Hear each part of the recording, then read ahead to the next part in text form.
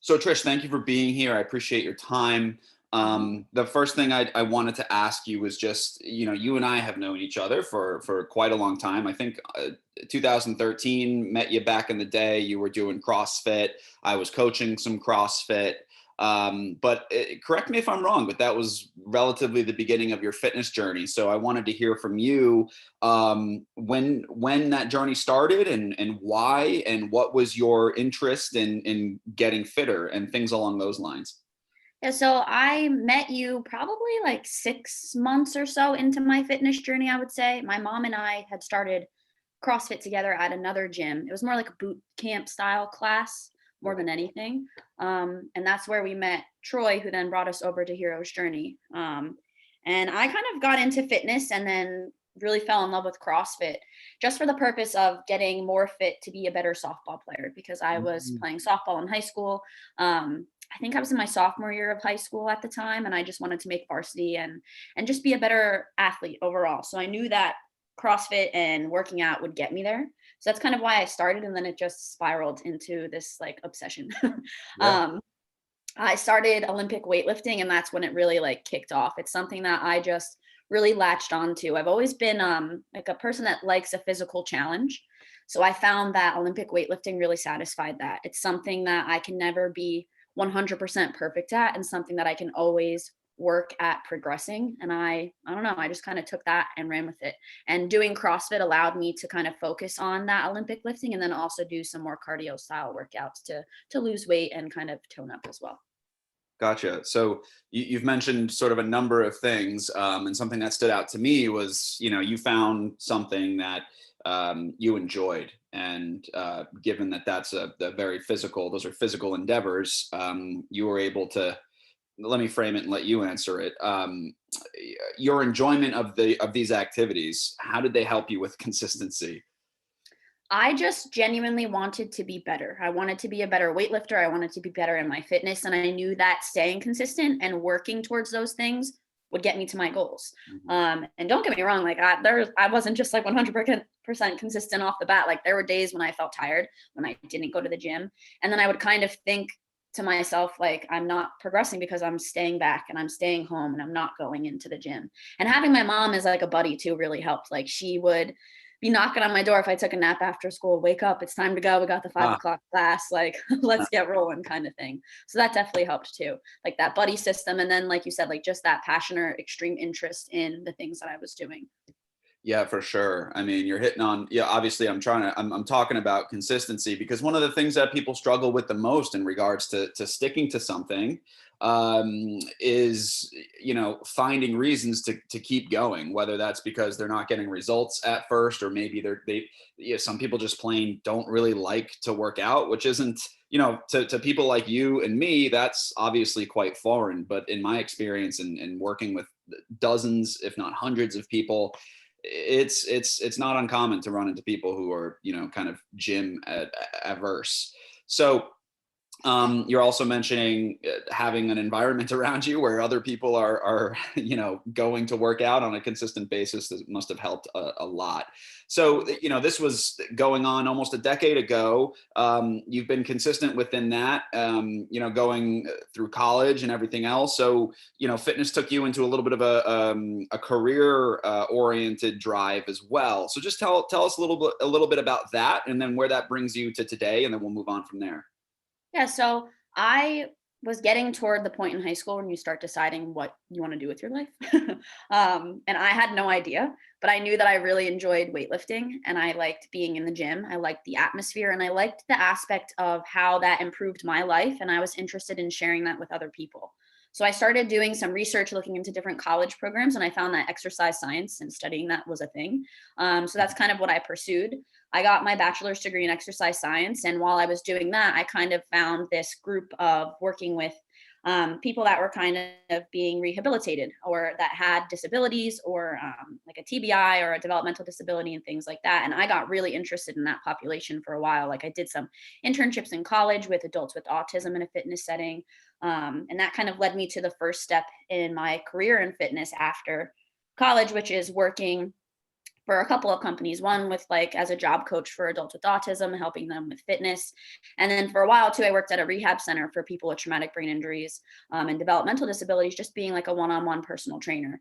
And it kind of opened my eyes to what fitness looks like for different types of people, because coming from like this CrossFit background, it's like you're lifting heavy weights all the time and you're really going hard and pushing yourself to these kind of, I don't know, high standards. And at the rehab center, I kind of had to like take a step back and switch my lens onto what those high standards look like for some people and different ability levels and how fitness could apply to those ability levels. So studying exercise just made me even more passionate about it, because I realized my exercise is one thing, but exercise looks different for everybody.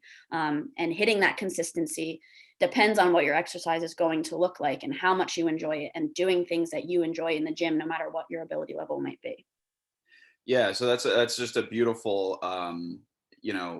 explanation of where the not crossroads was, but where you had a moment to say, um, here's my fitness and what I do, but the ability to look at that, through the lens of what individuals need and what their differences are. So that's really interesting, and it brings me to the point of, look, you're on a continuum of people, where, like I was kind of mentioning before, people who really struggle to stay consistent within their fitness, and other people who, they go a day without training, something's off. It's just such a huge part of their life that they can't even imagine not having fitness as a part of their daily routine. So given that you've had such an experience with this, and it's driven your career choices, like I said, you're someone on the other side of the spectrum where it's never going to be a problem for you to be consistent with fitness. Out of all these things that you've learned, including our work together, which, by the way, that's me working with you as a coach, with your goals and so forth, what advice would you give to somebody who really has difficulty in getting, fitness to stick, as it were? So I would say, and this might sound cliche, but just take it one step at a time.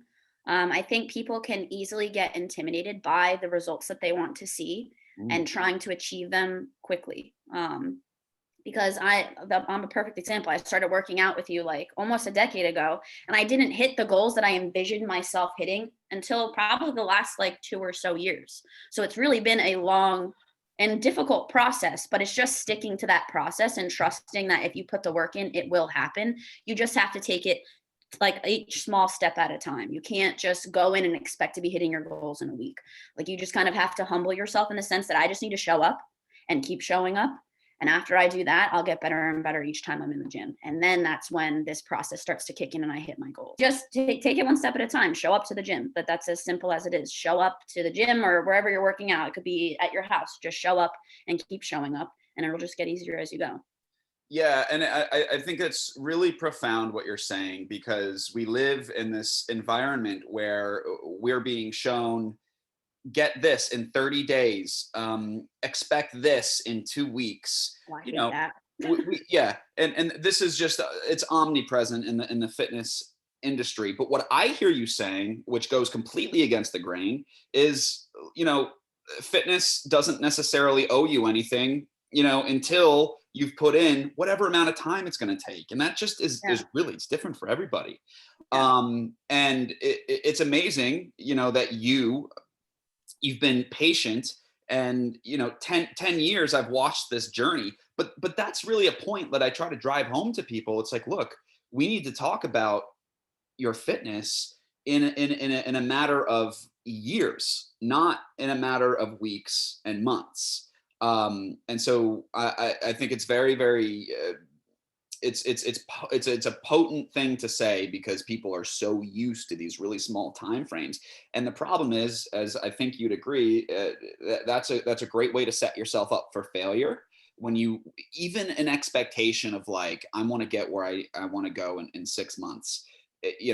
For depending on the person, these things can take, basically it takes as long as it takes. And I think that's what I hear you saying Yeah. when you say you got to just keep showing back up. But let me follow up on this question. You're saying regardless of anything else, the point is to show up, whether or not you're seeing the result in the timeline that you want to show up. Am I understanding that correctly? Definitely. And I think part of it is obviously like you can't just show up for 6 months and then like not do anything when you show up. But getting into that environment and getting acquainted with that environment just helps you crave being there even more. I like, for example, I just started getting my dad back into the gym. He's someone that hasn't worked out in about a year. And I said to him one day, I was like, just come to the gym. Just come. You don't have to do anything. Take a look around, see what you see what we do here, and then go home. And then you can come in the next time and we'll do a little bit of something. Well, we'll get you moving. And then you go home. And then you come in and we do a little bit more the next time. And you just keep expanding on that. And now he's asking me, when are we going to the gym next week? Huh. What time are we going? Because once you get them in there and they see that it's really not this scary place, like working out can be very intimidating. I was very intimidated by working out when I started, but I realized it's not that scary. Like you just have to get familiar with it like anything else. And then your anxiety about it subsides, your fears kind of start to go away. And then it's just easier to show up and get your work done when you're there. Yeah, it reminds me of this concept of progressively adapting to low levels of discomfort, and like you said, one of the first steps of eliminating that discomfort is walking through the gym door. That's an uncomfortable thing. You didn't even talk about working out, just come and see what we do. Like that's incredible. And then the next time maybe you'll pick up a dumbbell, like whatever that process needs to look like. It's about tolerating some discomfort. And I think that's why a lot of people have an aversion to this. Not only does it take as long as it takes to get results, but forcing yourself to do this, labor through resistance training. It's just an idea that a lot of people are like, wait, you're telling me I need to like force myself to physically feel discomfort, and the answer is yes. But you, like, to your point, you've got to do that one little step at a time. You mentioned feeling intimidated. A lot of people that I work with, you not being one of them, they're a little bit scared of resistance training, specifically. I'm And like the opposite. I know all of the weights. so so as you know, I work, the majority of people I work with are women. And I don't think you disagree in that women are more reluctant to go after weight training. So what I would love to hear from you is, given that with our work together and my work generally with women, resistance training is a kind of a non-negotiable. What would you tell somebody who is afraid of trying resistance training? And then just to give you the context of that, two things, two big things that people are afraid of. One, that they don't know what they're doing, meaning their form, the mechanics. Two, I'll make this three. Two, it's the weight room in the gym is just scary because there's big meatheads or what have you. And then three, this fear of getting bulky. You don't have to hit on all of those, but just what would you tell somebody generally who's a little bit apprehensive about starting a resistance training program? So I think the only time I've ever really struggled with like being intimidated in a weight room was when I was going to like a 24-hour fitness in Waikiki. It just wasn't my comfortable gym setting. So this, I guess, is like the only relation I could give to this because I was confident in what I was doing, the weights I was lifting and my form, but it was just like this weird, like you feel like everyone's watching you setting. But what I kind of learned from that is no one's watching you. Like just do your own thing and you'll be all right. When it comes to just being intimidated by resistance training, it goes back to like just taking those small steps. Like you don't need to walk in the weight room and be putting up this crazy amount of weight. Like you can literally just start with your body, moving your body through the positions that you should be practicing good form with, if you're back squatting, deadlifting, whatever it may be, just using your body to make sure you're going through your positions effectively and safely. And then you start to add a little bit of weight at a time. Like people, like I said, want to achieve this big picture of lifting all these pounds in a couple of days. And that's just not how it is. Like you have to go in, humble yourself, and just use the bar, your body, whatever it is, just to get moving. And just like I said, being there is part of it. And the longer you're in that setting, the more comfortable you get with it. And in terms of getting bulky too, like I've been lifting heavy for about, like I said, 10 years now, and I do not at all feel bulky. Like, yes, I have muscles and like I've gotten a lot more toned, but I don't think that getting bulky is something that happens to women as quickly as it does to men. And that's just something that we don't realize, that anatomically, we're not going to build muscle to the same capacity as men. You know what I mean? Like, you can work as hard as you want, but you'll never be as beefed up as a male. Like, that just Yeah. is, it's not going to happen to you when you're lifting weights. And that's not to say that muscle definition isn't a thing. Like, it will happen over time, but I don't know. When I hear that people like think that they're going to get big and bulky, to me, I'm like, all right. And if you do, your muscles are going to look great and you're still going to be beautiful. Like, what's the Yeah, problem with that? I'm with you. And if you don't like what it's doing, you can always stop. Yeah. Like, Like, your muscles will atrophy if you stop doing whatever it is you're doing. Like, that's the Mhm. great thing. You can change directions at any time. Like, your muscles aren't necessarily permanent. Yep. Just to recap a couple of themes here from what you've been saying, in terms of getting a person on a fitness trajectory that is going to be, the goal of longevity. It sounds like a huge component of this is stepping outside your comfort zone, but to your point, not in a way that's going to, just destroy your self-confidence, but one little thing at a time. And that's the second thing. You've got to get out of your comfort zone a little bit. It's a nice place, but nothing grows there, to quote an unknown. To do that just a little bit at a time, but consistently. And then, of course, to your last point, everybody's got an ego, and in some respects this might be controversial, but I think being ultra self-conscious, like, I don't want to go to the gym, people are watching me, there's a component of ego to that. And to your point, you're saying, yo, you've got to walk in there and understand, yeah, okay, people might be glancing at you, who's the new person in the gym, or people just it's a human nature thing. But at the end of the Yeah. day, nobody's going home thinking, dude, remember that bozo from the gym that had no idea what he was doing? Like, that's really not a thing, unless there's an extreme circumstance around that. So the third point is, look, you've got to be humble. So these are the things that it sounds like are part of the ingredients that are required for somebody to just get fitter. Something that's perfectly reasonable. Get fitter, get healthier, feel a little bit better. But on the other scale, someone like you who's very performance driven, fitness is your life, those same characteristics are applied to, you've had to apply to yourself, but they've had to be, amplified to a degree. The point is, the same ingredients for is that goes for anybody in the game of trying to get fit or lose weight, whatever. So I wanted to move over just a little bit with the time we have remaining. You mentioned at the tail end of your introduction, part of your goal was to lose some weight, to tone up a little bit. Can you give us some insight into what the timeline was for that? Considering you said, look, I didn't get the results right away. I'm on a 10-year plus fitness journey. Tell us a little bit about that journey, and then at the end of that, I'll just show people what that actually looked like physically with the before and after. So I'm gonna draw. I have a little piece of paper here. I wrote some notes about questions to prepare, but I'm gonna draw like a little squiggle of like what my fitness journey looked like for you. So it was like up and then down and then up. So this is my really not that great graph. I started down here. I went up for a while. I stopped working out for a little bit and then it kicked off again. And now I'm at where I'm at up here, if that makes sense. So it's not this linear process where I was just continually progressing and always doing the right thing and just really hitting my goals 24/7. There were times when working out got really tough, or my life got really tough and I just couldn't tie it all together. And I regressed a little bit. But the important thing was, like, I kind of was real with myself. I'm like, all right, you regressed, get back up and get in the gym again, start showing up and take it step by step. You've done this before, you can do it again.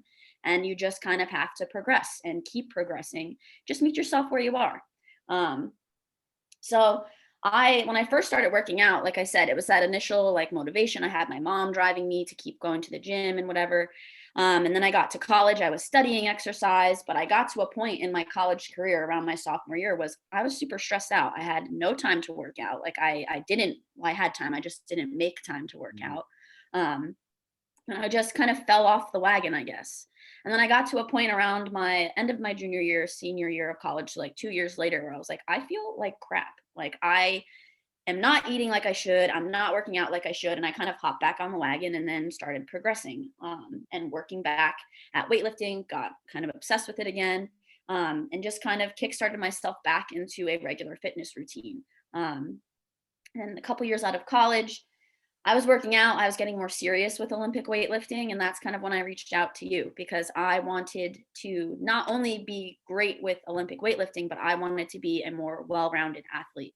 Because my obsession with weightlifting is great and it keeps me motivated, it keeps me coming back, but it also kind of can be detrimental to me sometimes because I'm so laser focused on weightlifting that I wouldn't let myself expand my vision and like look at other fields of my fitness and really work on progressing myself through different movements that don't involve a barbell, like push-ups and pull-ups and all that kind of stuff. So that's kind of where you came in. Like you helped me just broaden my scope on fitness, and realize that doing other things and progressing myself physically through other movements that aren't related necessarily to weightlifting directly do help me in that field by just being a fitter and stronger person.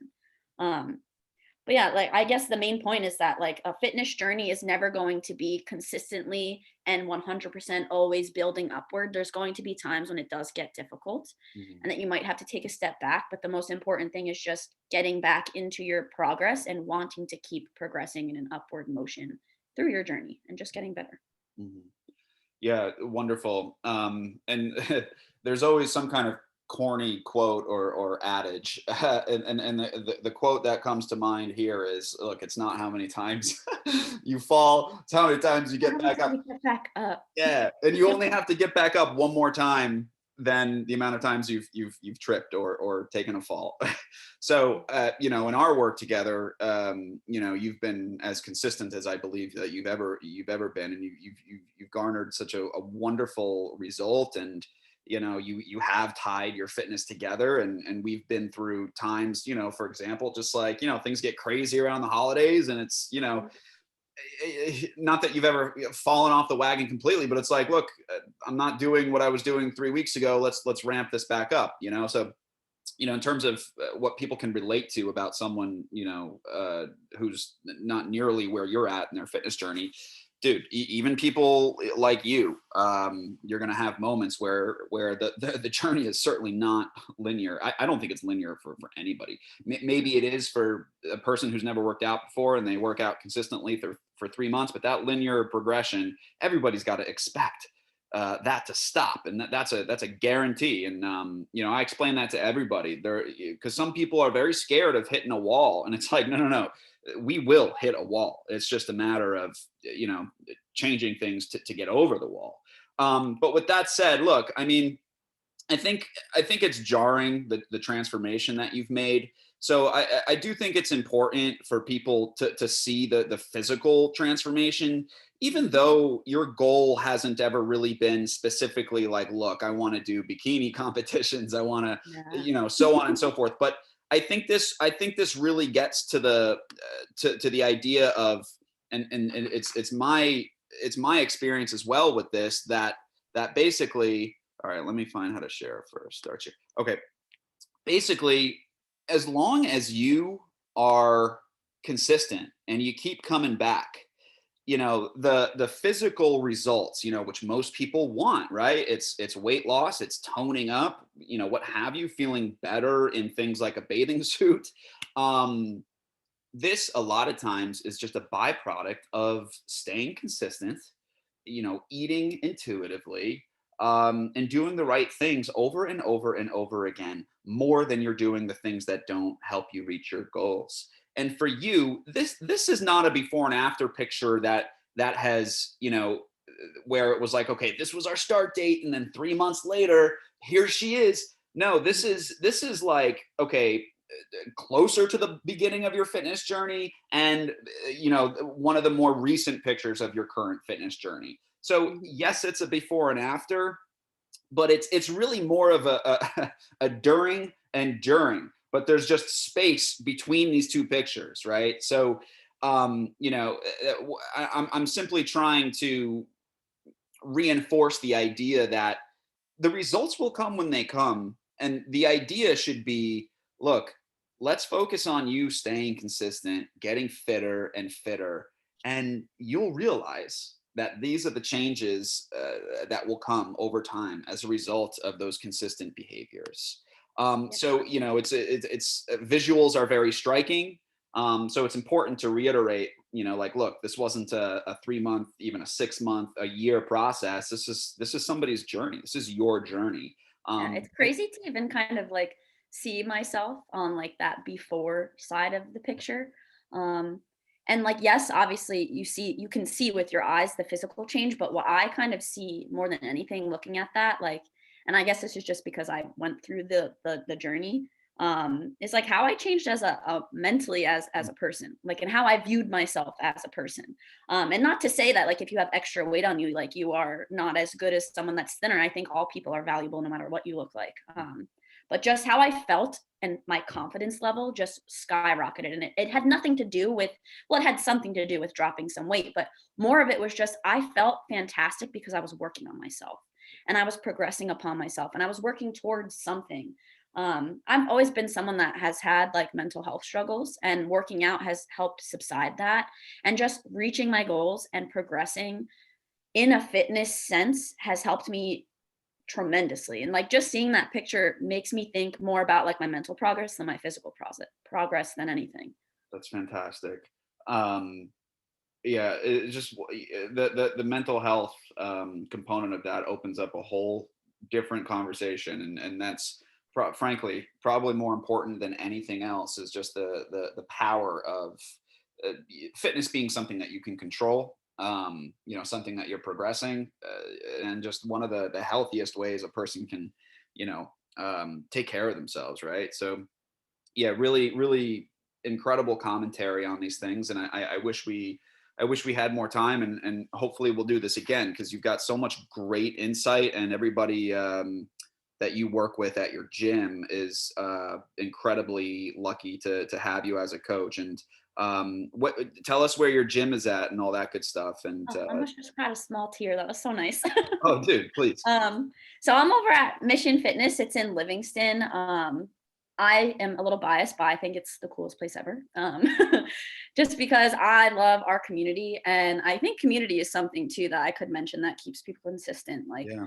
I part of the reason why I love going to the gym every day isn't because I'm going to go and I get to work out. It's because I know I'm going to get to see all of my buddies there and all of the people that I get to work with there. And it just genuinely makes me happy, because not only do I get to see myself progress through my fitness journey, I also get to see all of these other people progressing through their journeys as well. And I don't think that you necessarily have to be a coach to experience that. I think that you could also just be a fellow member and get to enjoy watching the people that are at the same gym as you or working out with you progress and hit their own goals. I think that's more motivating than anything. Absolutely. Yeah, wonderful. Let me just ask you one final question. What do you think is the biggest value in working with a person, one on one, and like a coach client relationship? And that can also be through the lens of having a coach in a group fitness sense, but just in a general sense, what do you think is helpful to have that relationship in terms of your goals and your personal journey?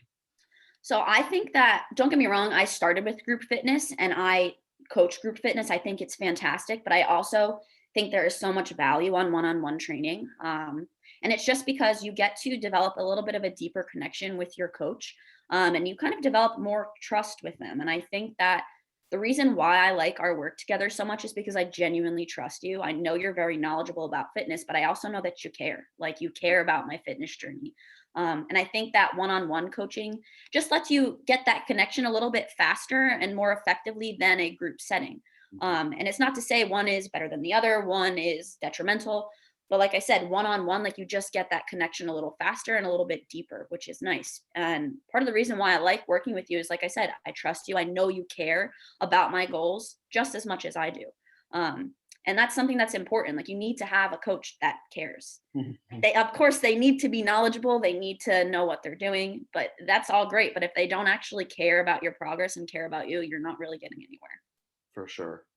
Oh man, you got all the right answers. Very good. Um, okay. Well, thank you for your time. That's going to conclude our interview. And again, thank you so much. And hopefully, a lot of this stuff was valuable for the folks that are watching it. So thank you. Yeah, no problem. I had fun. Cool.